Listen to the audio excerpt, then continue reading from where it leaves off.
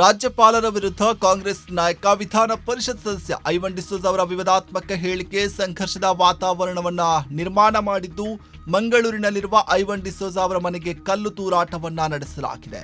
ರಾಜ್ಯಪಾಲರ ವಿರುದ್ಧ ವಿವಾದಾತ್ಮಕ ಹೇಳಿಕೆ ನೀಡಿರುವ ವಿಚಾರದಲ್ಲಿ ವಿರೋಧ ಪಕ್ಷಗಳು ಸಾಕಷ್ಟು ಪ್ರತಿಭಟನೆಗಳನ್ನ ನಡೆಸುವ ಮೂಲಕ ಆಕ್ರೋಶವನ್ನ ವ್ಯಕ್ತಪಡಿಸುತ್ತಾರೆ. ಈ ಮಧ್ಯೆ ಬುಧವಾರ ರಾತ್ರಿ 11 ಗಂಟೆಯ ಸುಮಾರಿಗೆ ದುಷ್ಕರ್ಮಿಗಳು ಅವರ ಮನೆಗೆ ಕಲ್ಲು ತೂರಾಟವನ್ನ ನಡೆಸಿದ್ದಾರೆ. ಈ ಸಂದರ್ಭ ಐವನ್ ಡಿಸೋಜ ಅವರು ಮನೆಯಲ್ಲಿರದೆ ಬೆಂಗಳೂರಿನಲ್ಲಿ ಪಕ್ಷದ ಮೀಟಿಂಗ್ಗೆ ಹೋಗಿದ್ದರೆನ್ನುವಂತಹ ಮಾಹಿತಿ ಕೂಡ ಲಭ್ಯವಾಗಿದೆ.